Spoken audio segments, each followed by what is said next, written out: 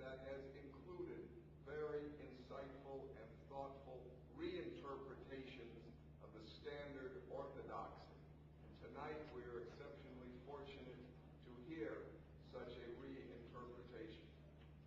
Our speaker tonight has done much important work on the Civil War, beginning with his book, Phoenix Program and the Birds of Prey, and then his most recent book on Triumph Forsaken. He has been doing research here at the Army Military History Institute for 15 years now, ever since he was an undergraduate student at Harvard College. And Dave Keogh and I can remember when you first came down to do research here. He went on to earn his doctorate at Cambridge University. He has taught at Cambridge, at Ohio State University, at Texas A&M. For the last 4 years, he has been on the faculty of the Marine Corps University at Quantico, where he is currently holds the Adamson Chair in Insurgency and Terrorism. Please join me in welcoming Dr. Mark Moyer, who will speak to us on Triumph Forsaken, Vietnam, 1954-1965. Dr. Moyer. Thanks very much.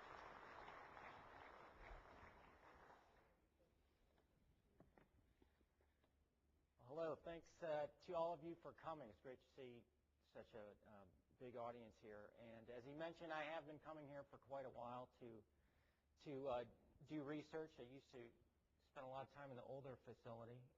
This is a great new facility you have here, and it's a privilege for me because, speaking to the Marines, we usually can only afford tents or other such structures. I'm going to talk a bit first about the book and kind of how it came about, and then go over some of the key points in the book, particularly the second book, Triumph Forsaken. As you mentioned, too, my other book, Phoenix Program, was just republished, and you're welcome to ask about that. But I'm going to focus the talk on Triumph Forsaken, the one published most recently. As Dick mentioned, I started working on Vietnam when I was an undergraduate at Harvard University, and I started off taking a course on the Vietnam War, and the class, as I came to see it, focused on basically the position of the anti-war left and its interpretations of the war. And one of the professors had been a member of the anti-war movement, and the readings almost entirely supported that point of view. And it was kind of taken for granted that this was the accepted truth of this. But during that course, and then as I started working on my senior thesis on the Phoenix program, I found a lot of information that suggested there were some problems here. And so I decided to switch over to American history. I was actually a European history major originally. I was interested in World War II, but I got off into Vietnam, and I've been there ever since. When I worked on the Phoenix program, the public perception of that program was that it was an assassination program that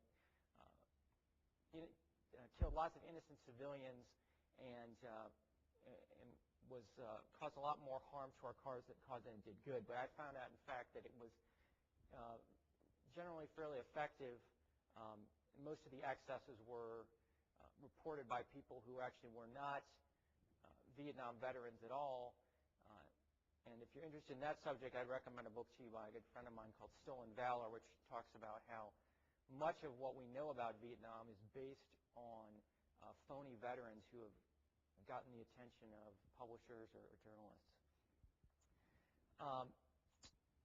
And I started working on Triumph Forsaken in 1999. I actually went to business world for a while in between these two books. But it started off as a general history of the war, and I was going to do what most people do when they write one of these general histories, is they take the more specialized books that have been written on that subject and they synthesize them.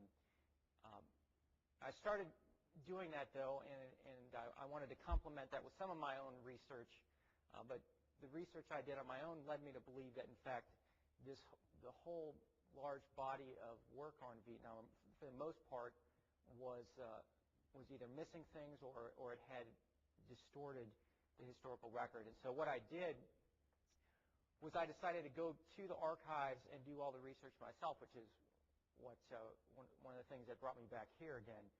But I basically came to the conclusion that you should trust nothing but the original source document.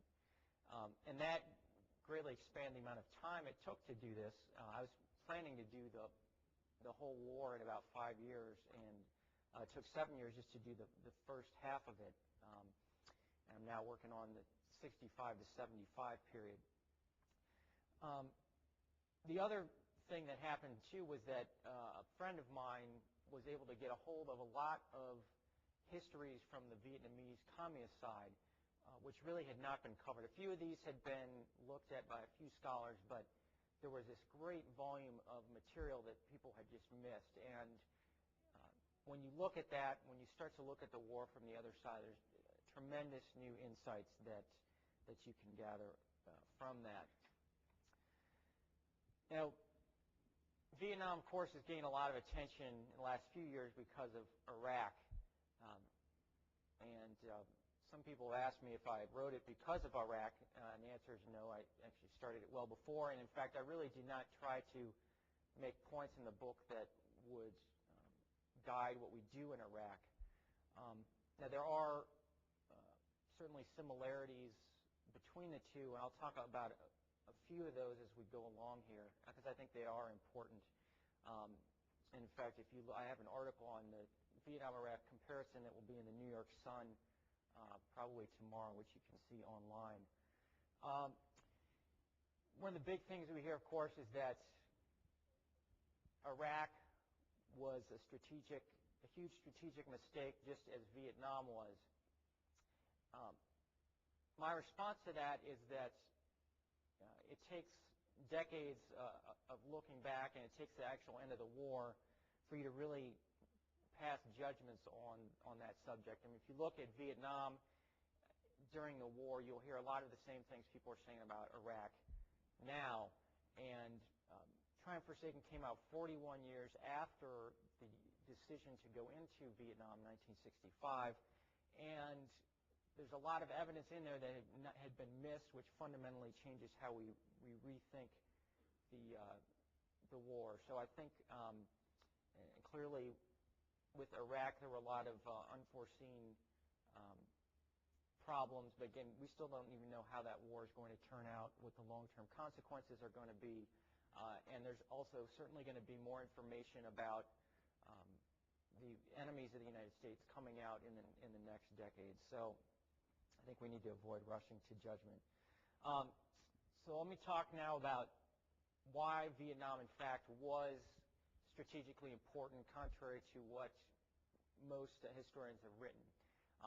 The prevailing view of Ho Chi Minh, who's the leader of the Vietnamese communists, was that he was really a nationalist at heart rather than a diehard communist, and that, in fact, the United States should have used him much like we used Tito against the Soviets, that we could have actually joined forces with him because he didn't really like the Chinese, and we should have played them off against each other rather than supporting the South Vietnamese, who were our non-communist allies. And you go back and look at Ho Chi Minh in depth, as I did, you find a lot of problems with this idea of him being a staunch nationalist. For one thing, when he talks about his political formation, he makes repeated references to Lenin's internationalism. Lenin very much emphasized that the revolution had to be a global one, that national concerns had to be subordinated to the greater good of the movement. And when you look at Ho Chi Minh, when he's trying to rouse his troops, he frequently emphasizes that the Vietnamese revolution is only part of a larger revolution, and we need to keep that in mind as we move forward. We also know now that he was actually involved in the founding of several communist parties in other Southeast Asian countries. We know, too, that in fact he denounced Tito, believing that he had forsaken the communist movement, that it was a big mistake to put your national interests before those of the international movement. When the Hungarians, 1956, decide they want to have a more nationalist form of communism, the Soviets come in with tanks, kill tens of thousands of people. Ho Chi Minh applauds this. He thinks this was the right thing to do because communist countries should not be trying to break from the Soviet Union or China. In the name of communism and communist policy, he kills tens of thousands of innocent civilians, particularly in his land reform campaigns where he tried to equalize the distribution of land among the peasants. And if you look at how he sets up the North Vietnamese society, North Vietnamese government, it's very much along doctrinaire Marxist-Leninist lines. Now, another part of the orthodoxy, as I said, maintains that North Vietnam and China were historical enemies, and if only we hadn't been so stupid, we would have figured this out, and we could have played those two off against one another. But despite the fact that this view is so often thrown out there, there hasn't been much attention paid to what that traditional relationship actually was. You'll hear that Vietnam and China had been at war for thousands of years. Well, if you look back in the 1,000 years before Vietnam War, China and Vietnam had fought each other a grand total of 3 times. So clearly not this long history we've been led to believe. We also know that China was the protector of Vietnam, but Vietnam was a vassal paying tribute to China. And in return for that tribute, China was obliged to help the Vietnamese against foreign aggressors. So when the French came in the 19th century, Vietnamese actually called on the Chinese to come help them throw the French out. And the Vietnamese and Chinese worked closely together on that, ultimately unsuccessfully. Ho Chi Minh himself was on very close terms with the Chinese communists. We know, in fact, he was serving in the Chinese army during the early stages of World War II.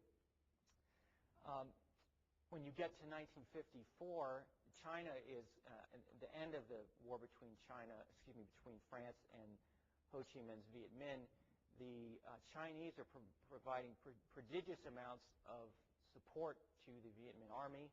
We now know they had about 100,000 logistical troops and 1,000 trucks helping bring material to Dien Bien Phu.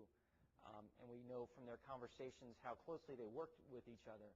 And Ho Chi Minh, during the land reform campaign I mentioned, setting up his government, he relied very closely on Chinese advisors. And there's really not there's one piece of evidence that's usually thrown out as evidence of Ho Chi Minh disliking the Chinese. The whole argument rests on this one piece, which he makes reference to. He'd rather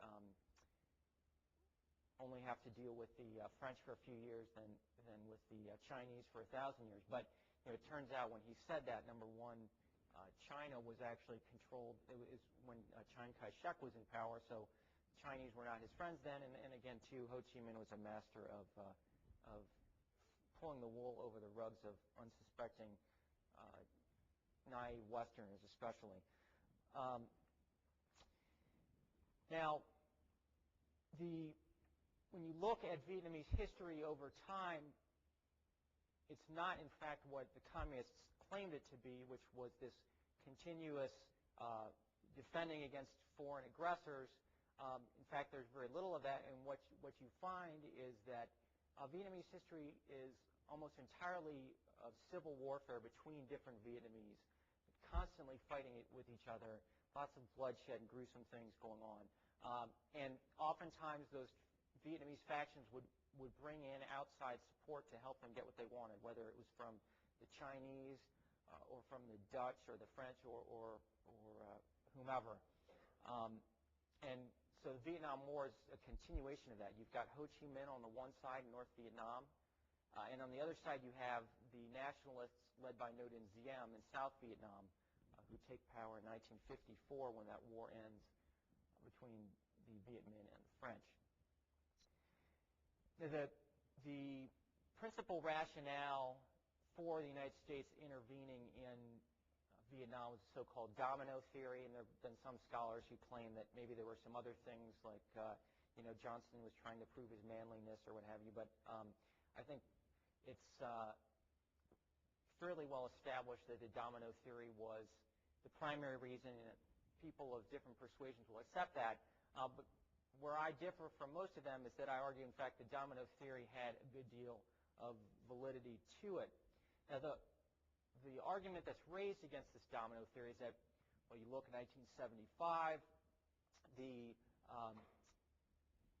South Vietnam falls to the North Vietnamese, and you don't see lots of other countries in the area falling to communism. Sure, you've got Cambodia and Laos, and a few million people are killed, but the rest of Asia doesn't fall, so domino theory wasn't valid. Well, the argument I make is that things are enormously different in that area in 1975 than they are in 1965. There's a great deal that happens as a result of Vietnam to change that. And you have the Sino-Soviet split widens as a result of Vietnam, which leads to accommodations with the United States. You have the Chinese Cultural Revolution starts shortly after the U.S. Leaves Vietnam, greatly debilitates China. You have a civil war in Cambodia that starts, which will lead to tension between the Vietnamese and the Chinese. So what you really need to do is look at 1965 and what's going on then, and not just talk about 1975. And what you see in 1965 is that the North Vietnamese and the Chinese are very actively seeking to promote communism across Asia. And there's this common myth, actually, if you've seen Robert McNamara, he will get up and talk now about how there was this myth that the U.S. believed there was a communist monolith. But if you look back even to what McNamara himself says during this period, there was a recognition that China and the Soviet Union were at odds with each other. But China and North Vietnam were not at odds with each other. In fact, we have their conversations of them talking about how they're going to take Vietnam and then move on to other places like Thailand. We don't have that in 1975. As I mentioned, China's debilitated, and China and North Vietnam are now enemies in 1975. Another very interesting thing about the domino theory is that, given its importance, you would think that people had spent time actually looking at these other countries, and it turns out they haven't. So what I did as part of the book, and this took a good amount of time, is look at what's going on in the other countries of this region in 1965. Countries like Thailand or Malaya or Australia, South Korea, Indonesia. And it turns out that these countries have tremendous fear of communism, and most of them are actually begging the United States to intervene in Vietnam, which is something that has really been missed by most people. But they actually recognize this communist menace. People will point to the fact that, well, a lot of these countries didn't provide troops. It was mostly the U.S. That's only partially true. I mean, South Korea does end up providing about 50,000 troops. The Australians provide a good number. Now, some of the other countries, we actually turned down their offers of troops. For instance, Taiwan wanted to actually join with us in an invasion of North Vietnam, and we told them, we think the Chinese will view this as reigniting the Chinese Civil War, so we don't want your troops. We told the Philippines, you guys don't have the forces of sufficient competence to do this, so we don't want yours either. Now,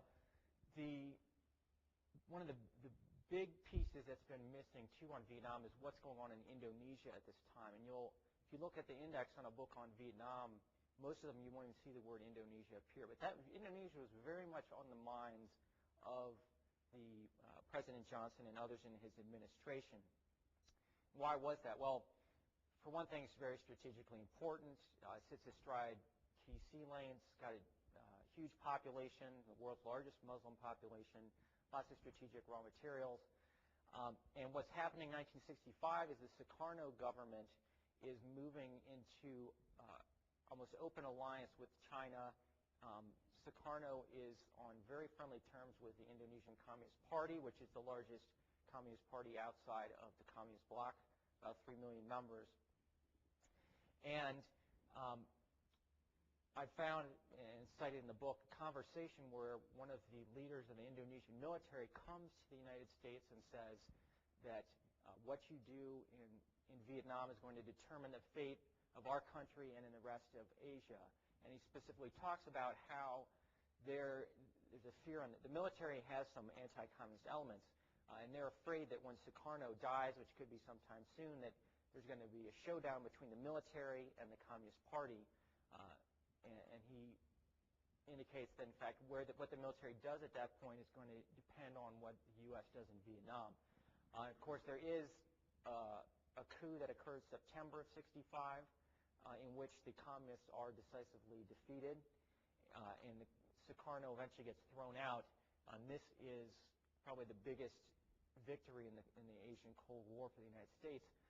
And I found documents, too, talking about some of the leaders of this movement actually said that they would not have done that had the United States not gone into Vietnam. Another country, very important, Japan, the most powerful Asian country at that time, and still had great industrial power, and obviously had done a good job in World War II. June of '65, the American ambassador there is Edwin Reischauer, who is far from being a Cold War hawk, but he actually, in June of '65, says that if the United States goes down in South Vietnam, that Japan is going to move to the left politically, and they are going to seek to terminate their security arrangements with the United States, which certainly would have been disastrous for the United States.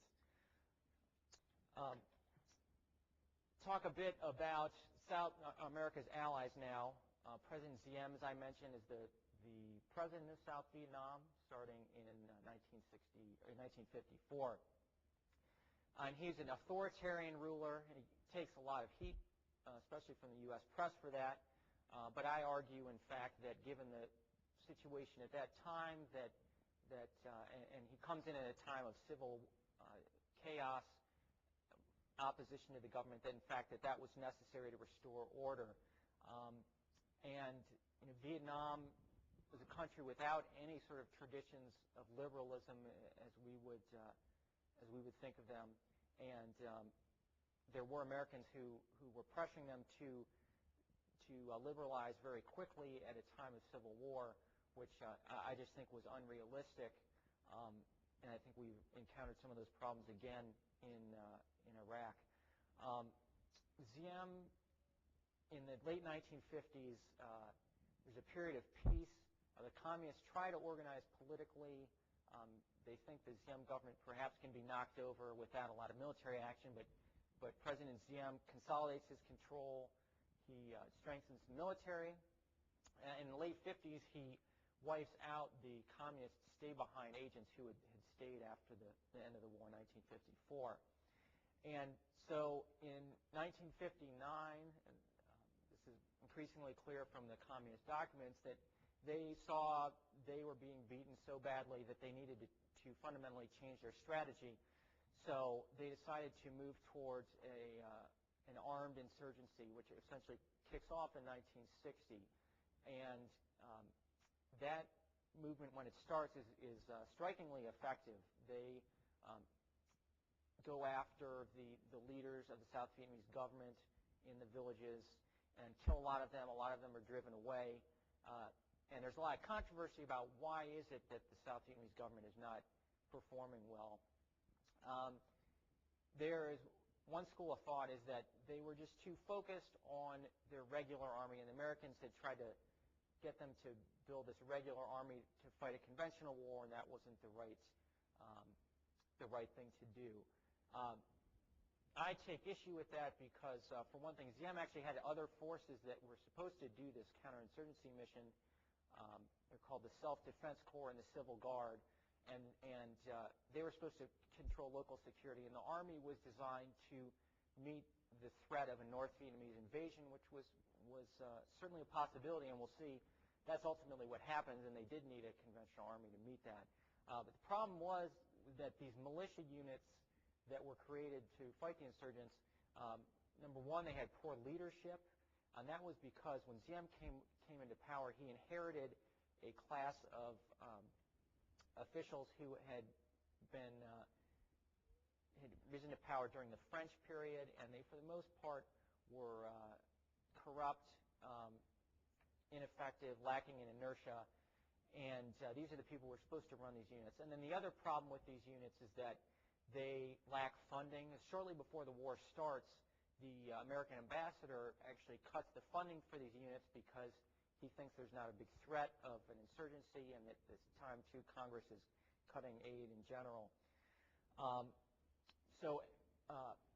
And the last thing that's done, too, with these units is there's a group from Michigan State that is brought in to help train them. And U.S. Army argues that these militiamen should really be more of a sort of National Guard unit and be armed with rifles. The Michigan State group thinks they should look more like the Michigan State Police.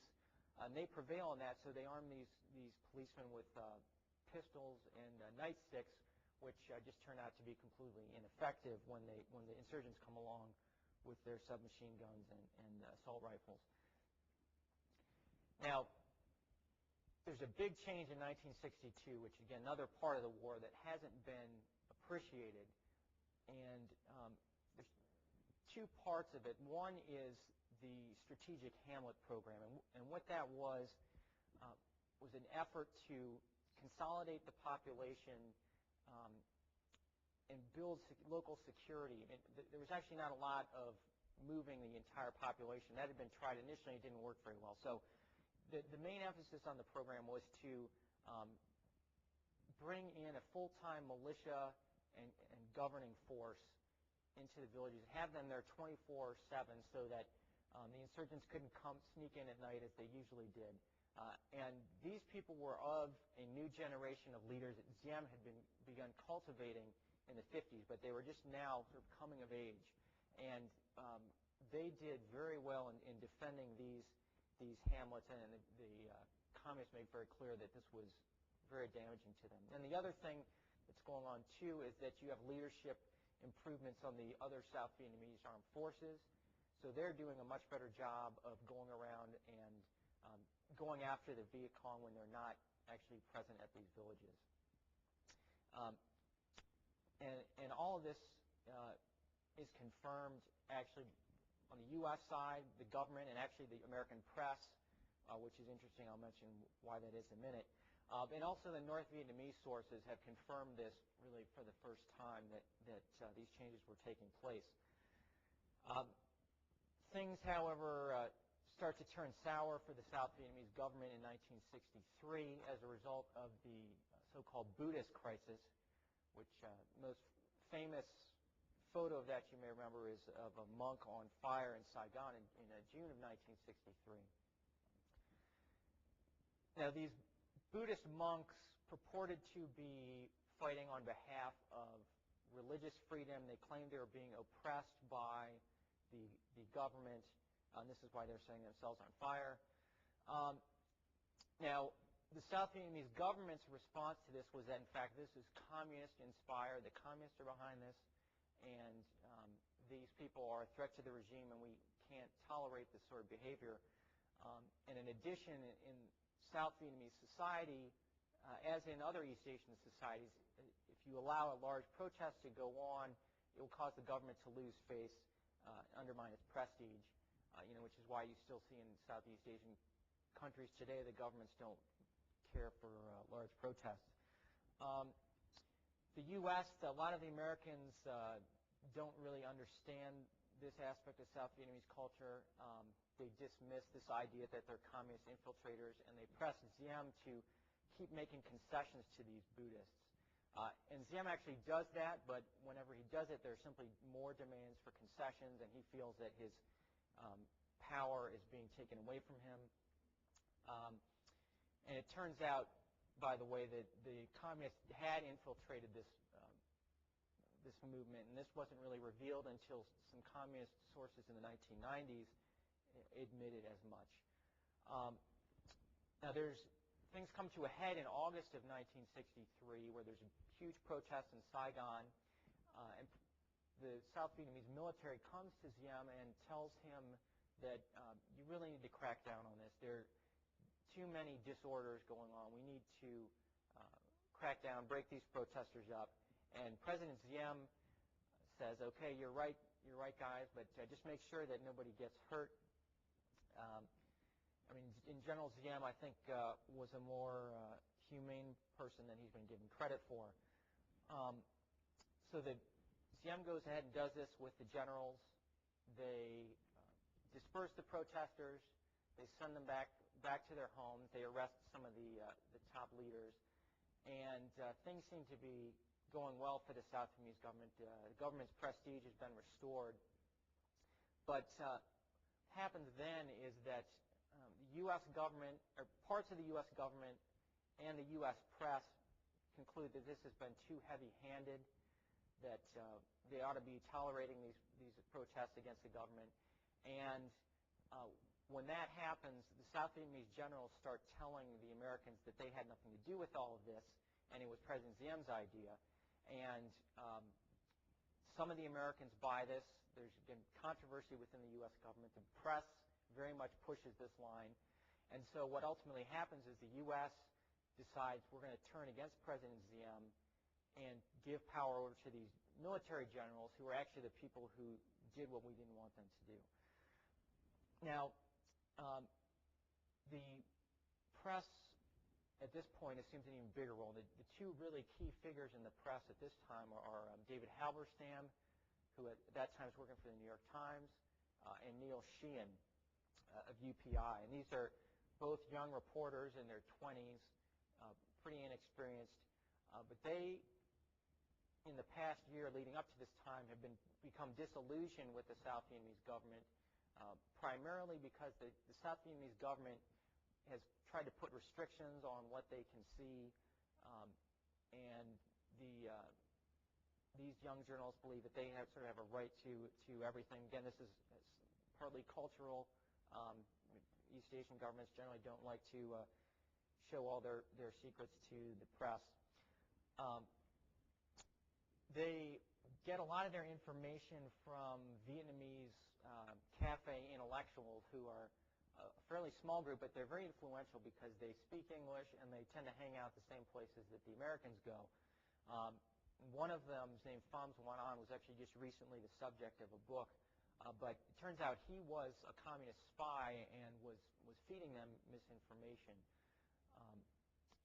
So part of their reporting on this is based on what the communists planted and what they wanted them to believe.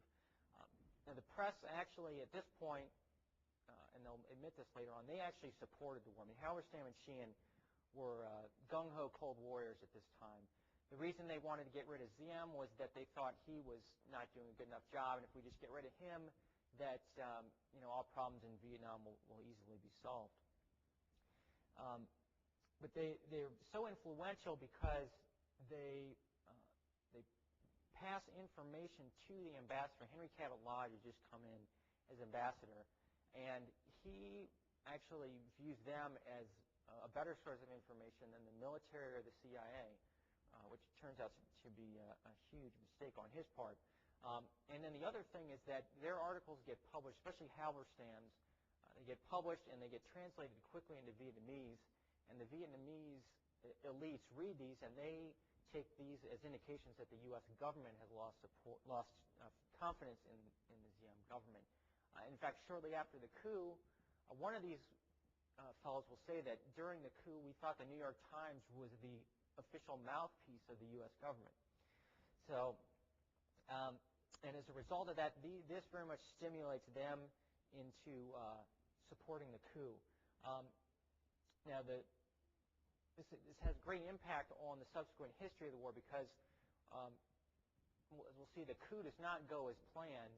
In fact, it goes very poorly. Instead of things getting better, they get much worse.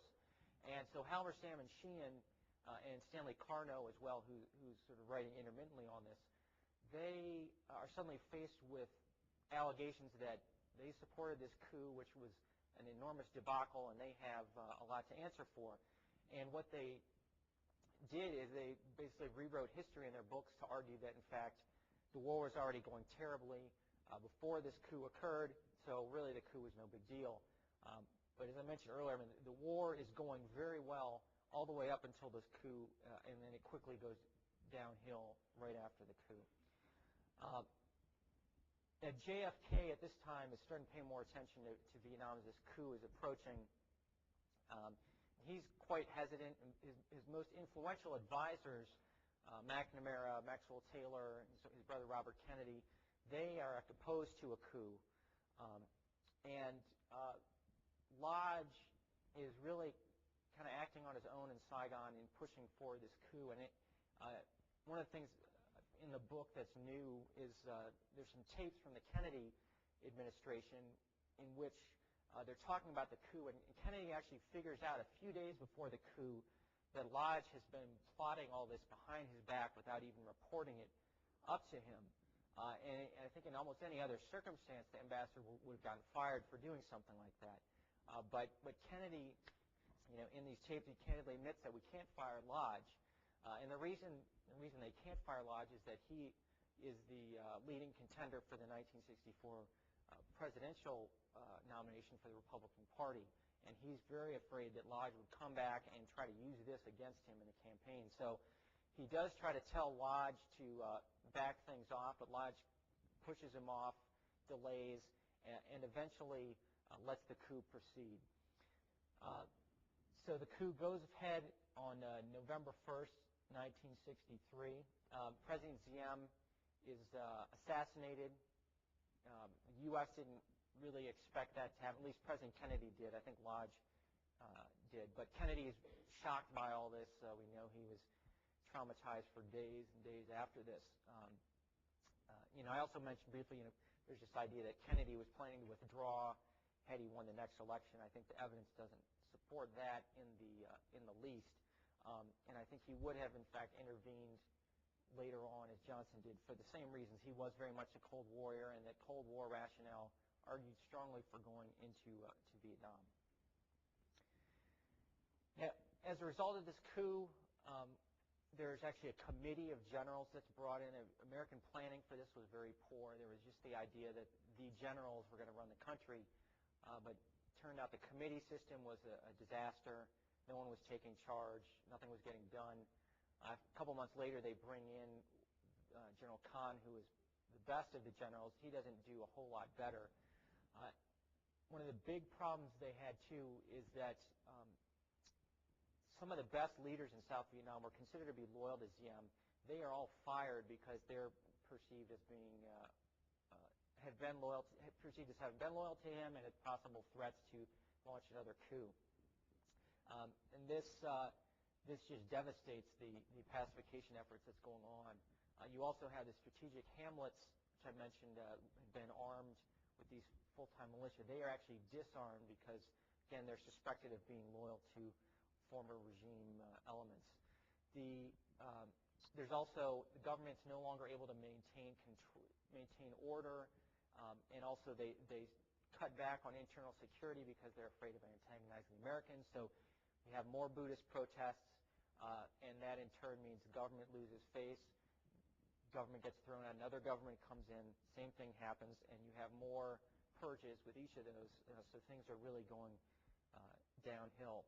And in 1964, the North Vietnamese are closely watching this, and they are seeing this debilitation in the South, and they start thinking more and more about making a decisive effort to win victory rather than this sort of low-scale guerrilla thing that's been going on.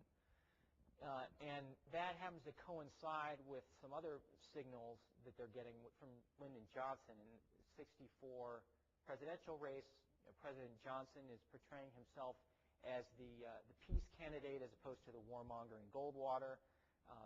You have, of course, him talking about how he's not going to send American boys to go fight the war that Asian boys should be fighting. And he also starts using some academic deterrence theories and how he deals with the North Vietnamese. The Tonkin Gulf incident is the most famous example of that. There's this two alleged attacks on North Vietnamese boats. The first one of which we know did occur. The second one probably didn't. But in retaliation for that, Johnson launches a single airstrike against the North Vietnamese. And the military, Joint Chiefs of Staff and some of the other hawks in the administration and Congress, they're urging him to hit hard and repeatedly, and Johnson instead defers to Rusk, Secretary of State Rusk, Secretary of Defense McNamara, and a few others who have been reading their political science books, which tell them that you just need to use a small dose of force, and that will be enough to deter your enemy. The most famous of these books is called The Strategy of Conflict by Thomas Schelling, which is a very interesting book. And these books in general are not really based on history. They're based on sort of game theoretical models. What would two rational actors do in a vacuum chamber or whatever? It turns out to be a disaster, because what happens is that when the U.S. just uses these small retaliatory strikes, the North Vietnamese actually interpret that as a sign that the United States is weak. So when you add that in with what Johnson's saying, the fact that South Vietnam is going downhill, North Vietnamese in November '64 decide it is time to go for broke, because we can beat these guys and we can beat them before the U.S. can really do much, because Johnson's just clearly not that interested right now. So they start in November '64. They send the first North Vietnamese Army units into the south, the 325th North Vietnamese Army Division. And this is another aspect of the war that's has not gotten the attention it's deserved. And I think it's particularly crucial because, again, there's this idea that there was too much emphasis on the conventional aspect of the war. But in fact, by late 1964, the conventional war is the most important part. And you see there's some big battles that have largely been ignored, where the communists attack with 1,000, 2,000, 5,000 regular troops. And there's just no way you can try to withstand that without a large conventional force of your own. And we also see the communists in their own writings are talking about how they need to be able to defeat the South Vietnamese conventional forces in order to win the final victory. And conventional victories mount for the North Vietnamese. They start really beating up the South Vietnamese Strategic Reserve, which are the Marine and airborne units, which are shuttled around from place to place. And the Vietnamese communists specifically reference these units, that they really need to wear down these Strategic Reserve units, because once they're worn down, they can go attack Saigon or somewhere else without a reserve unit coming to assist them.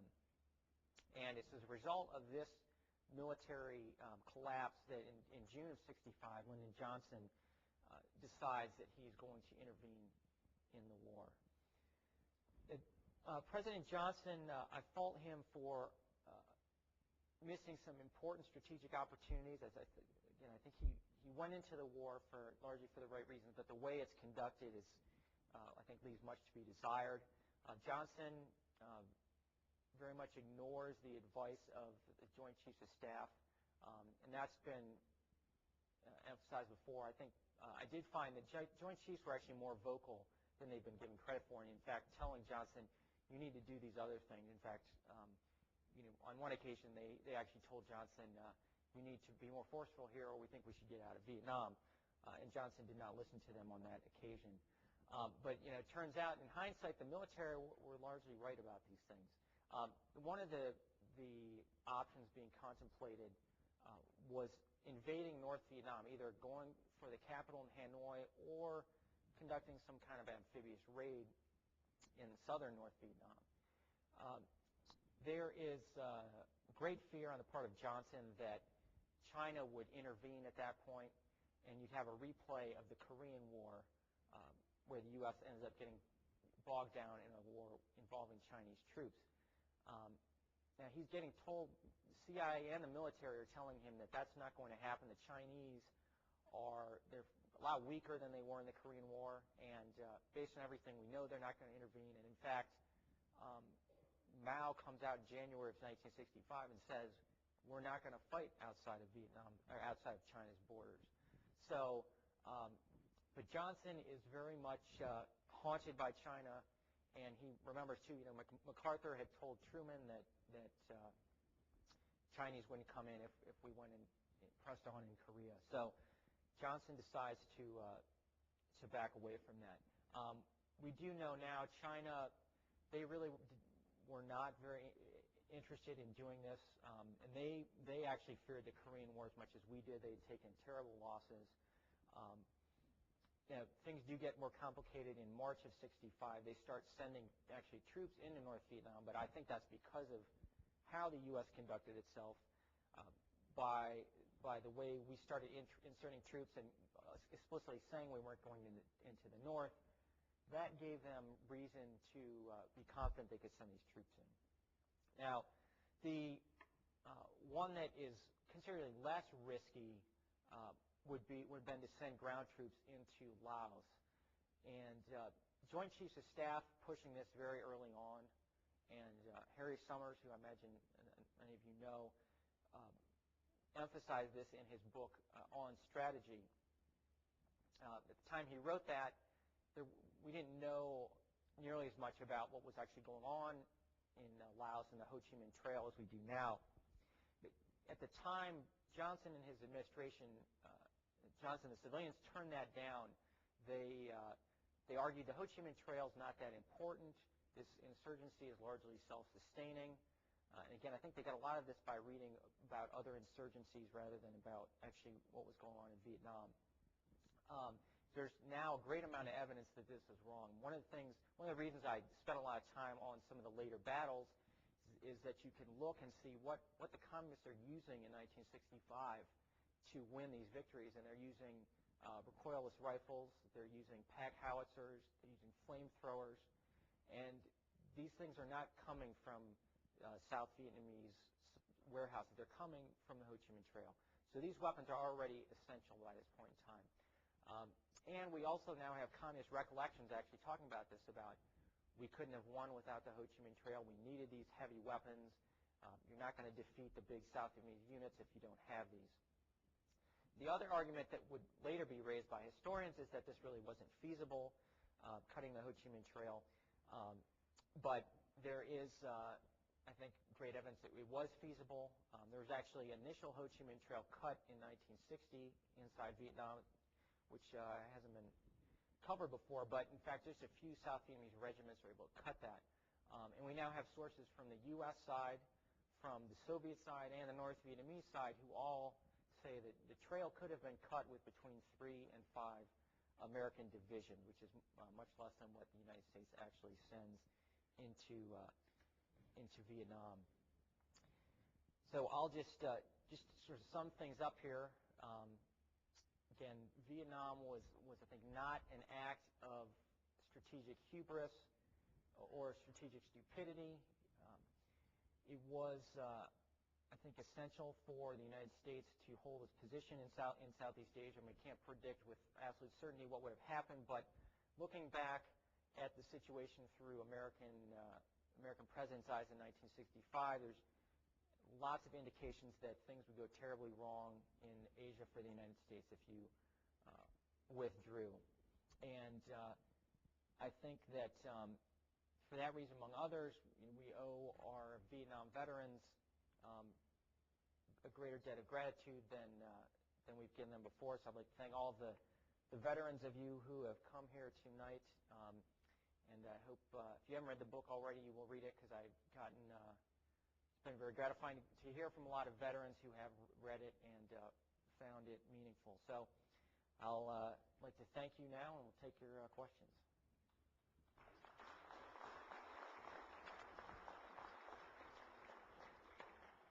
Ladies and gentlemen, if you have questions, please raise your hand. We have microphones on both sides of the room, and we'll try to get to you. We want to make sure that you speak into the microphone so that we can capture your question on tape. Sir, your question.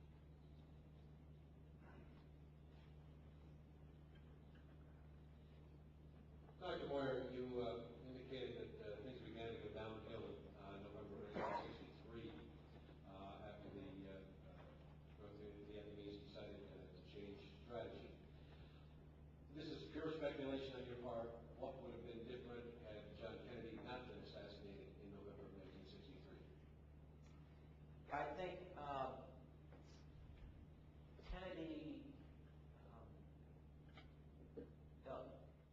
I said, Kennedy was really very much a Cold War hawk. I mean, one of the things I didn't get a chance to mention, but Kennedy family actually maintains a hawkish position on Vietnam, especially his brother Bobby. And a lot of people are afraid that Bobby is going to sort of, Johnson himself fears that Bobby's going to kind of carry on this Kennedy legacy. Bobby is very much pushing for the war in '64 and in '65. And Johnson actually thinks that if Johnson were to back off on the war, Bobby Kennedy would come out and accuse him of tarnishing the legacy of Kennedy. And I think, and Bobby Kennedy actually talks in his oral history about Vietnam, and his brother really viewed Vietnam as essential to the U.S. position in Asia, and I don't think that would have changed. Kennedy's very insecure at this point because he had failed at the Bay of Pigs, he had given in Laos, and he explicitly talks about how he can't afford to give another inch to the communists, and so. And as I mentioned too, things only get worse after '63, especially in Indonesia. You have clear signs that communists are moving towards complete domination in Indonesia, and you have the Indonesian military telling the U.S. you must do something in Vietnam. So I don't think Kennedy would have really done much differently. One person who I think would have been different is Eisenhower. I talk a bit about him. Eisenhower would have been much more forceful. In fact, Eisenhower is giving advice to Johnson in '64, '65, and he wants Johnson to release some of these constraints and really get tough, and accelerate the bombing, and Johnson doesn't listen to him, unfortunately.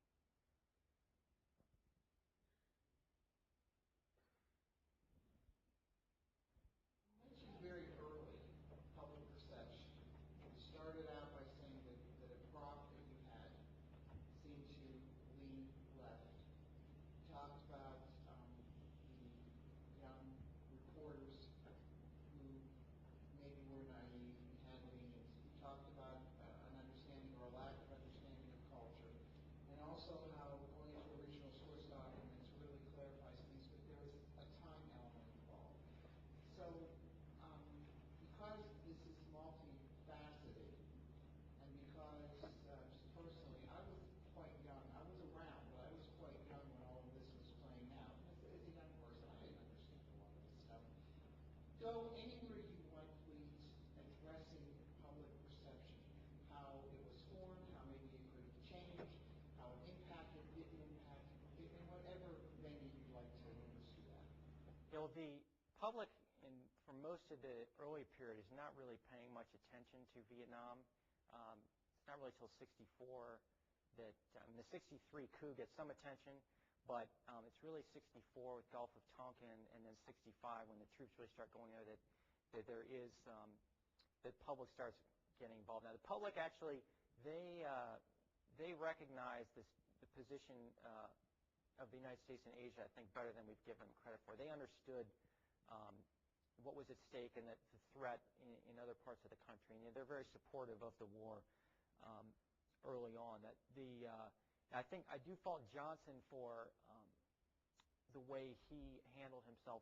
I think Johnson failed to lead the way that we expect presidents to lead the country in a time of war. And he's, consciously avoiding efforts to really rouse the country because he's afraid that that's going to detract from his Great Society programs, and that's something that continues all the way through the Tet Offensive. I mean, the Tet Offensive, was an opportunity where Johnson could have taken a big stand. And there was actually, after the Tet Offensive, there was support for the war actually goes up because it's viewed as kind of a Pearl Harbor incident by a lot of people.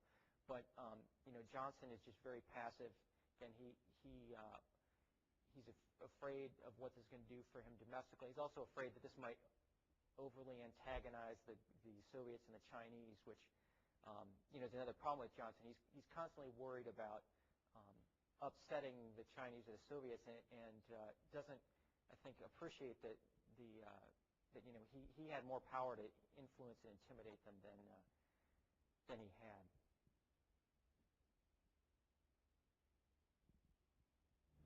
Before I'd like to thank you for your book. I lived through most of this era, and I appreciate somebody who sort of tells it like it actually was. Thanks. What I see, I mean, how do we prevent in this country these disinformation campaigns that basically are undermining our national security? I mean, we saw the media do it in Vietnam. And I came from a blue-collar background. There was support for the war well past when the media had given up on it. And I see the same thing happening today. And I guess, you know, how do we prevent this? It's nice 40 years later to know what they were wrong, but didn't know much at the time. Well, I think in some sense we're doing a better job of that thanks to the, the new media. I mean, like this guy that was writing for, I think it's the New Republic, who was publishing these, bogus stories about what was going on in Iraq. Almost immediately, people on the internet figured out that this guy was a fraud, and word spread very quickly. Too, that you have many more media outlets than you used to have, and more perspectives, and things are getting checked a lot more rigorously. So I think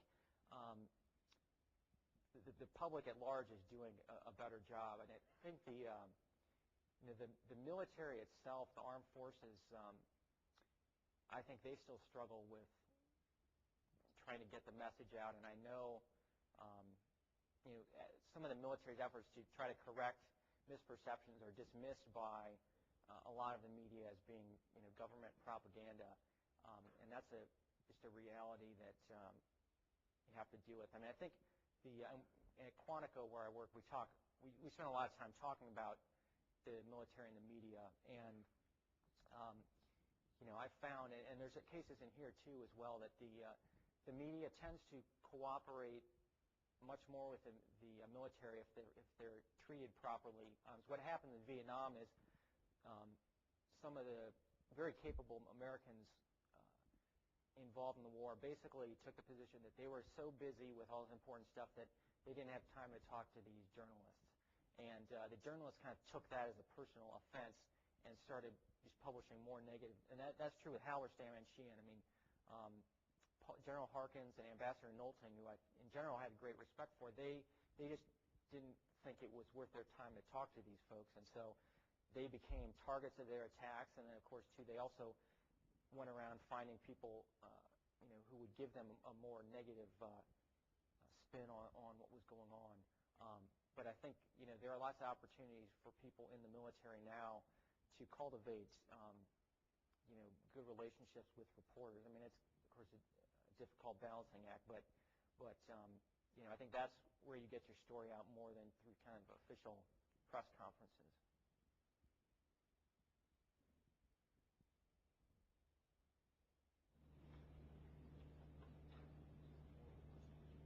A mini question and more on Maxie. The mini is just Madam New. You didn't mention her in the context of Jim. Was she significant or just a figurehead? But the Maxie is more, your thesis that if we pile on more conventionally, it would have made a big difference.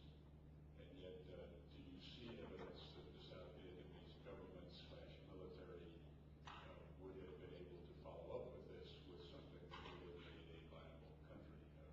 I think particularly if Jeffrey Grace's war comes along on, where it makes a pretty good argument that they just they weren't able to gain hearts and minds, etc.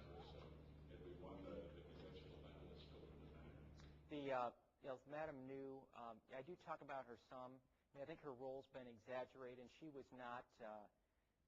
Diem did not pay much attention to her opinions. She was a public relations problem because she would, say fairly stupid things publicly, and it was a tricky issue for the U.S. because it's a touchy issue to go to the president of another country and tell his sister-in-law to shut her mouth. And we did do some of that, and it didn't, work out very well. I mean, in general, when we tried to pressure them, they became even more. And this is another cultural thing we had problems with. When we put pressure on them to do something, they became even less likely to do it because they were afraid of being perceived as being our puppets. As far as the bigger question you mentioned. Had we, there would not have been a way to completely end the war by most of these means. Even if you cut the Ho Chi Minh Trail, I mean, there's still going to be some fighting, but the size of commitment you would need would be less. I mean, if you cut the Ho Chi Minh Trail, 3 to 5 American divisions.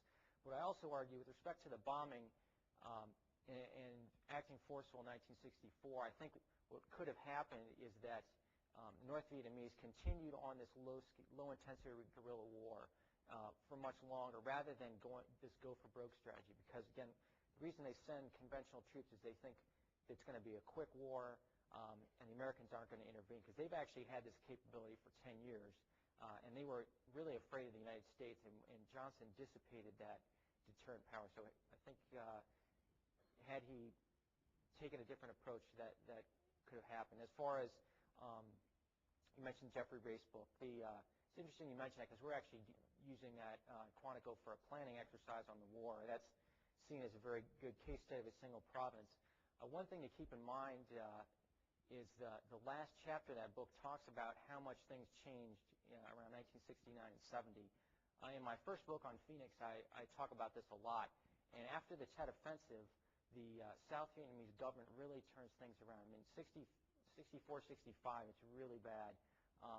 And it doesn't get a whole lot better till after the Tet Offensive. And that part of the problem with Vietnam is people focus on that 65 to 68 period and kind of think the whole war was like that. But if you look at pacification, I mean, the Viet Cong are taking a very bad beating at Tet, and in the ensuing period, they are really cleaned up pretty well. I mean, the Viet Cong is almost non-existent by 1971 as an insurgent force. They're getting almost all their manpower from North Vietnam, and again, it gets back to leadership. I mean, they start rebuilding their leadership. President Thieu, who is fully in command by 1967, brings in new people. And they really do have control over their forces. And I think the problem is, they actually, another thing I like to point out to people is that 1972, the South Vietnamese defeat a massive North Vietnamese invasion without American ground troops. Now, they have American air power and logistics, but there's a lot of veterans I know very bitter of the fact that we didn't continue to provide that sort of support through 1975 when you have the final offensive. And President Nixon had actually promised in 1973 we would come to South Vietnam's aid if there was another big offensive. But then, of course, he ran into problems with Congress, and Congress passed legislation forbidding that. But I think, they did have a viable country. I mean, I think from 54 to 63 and from the late 60s to the end, there really was a viable government. It wasn't perfect, but, I mean, if you look by the standards of most of the other countries in the region, it wasn't bad. I think we have time for one more question.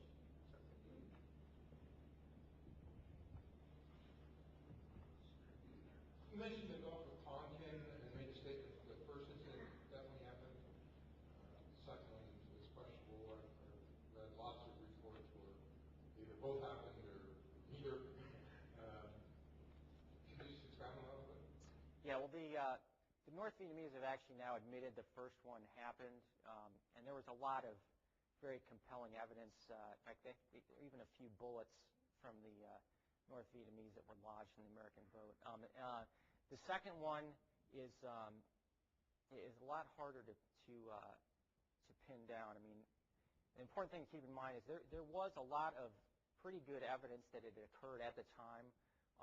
There were Americans on the destroyer who said they had seen a light being pointed at them from another ship. There were sightings of torpedoes, and there was these signals intelligence that indicated there had been an attack on the destroyer, and it was as a result of that the retaliation took place.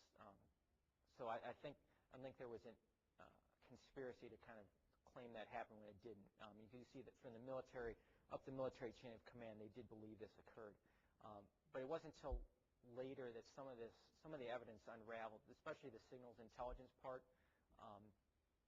That a lot of the intelligence people concluded that actually that attack order had referred to the first attack and not the second attack. some of the other, and the North Vietnamese have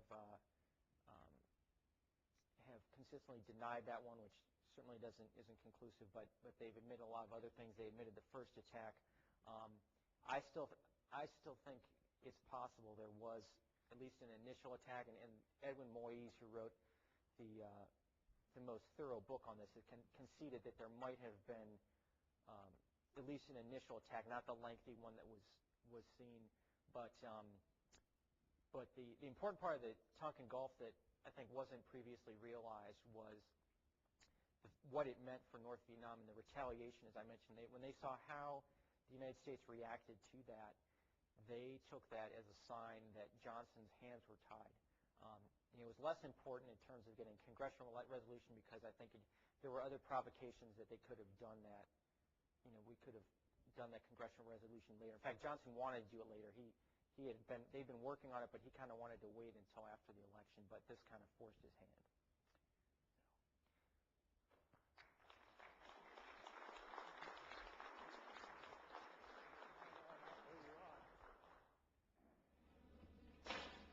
It's been a thrill for all of us here to have you here to talk about a period of our history that is so important not only to our own military history but our national consciousness. We're extremely excited to welcome you here and look forward to more conversations as the sound goes over here at the alcove here. I'm going to have the entire team and staff. Our director, Robert Alessandro, I'd like to present you this commemorative reduced copy of your poster outside, and thanks for your compliment. Great, thanks very much.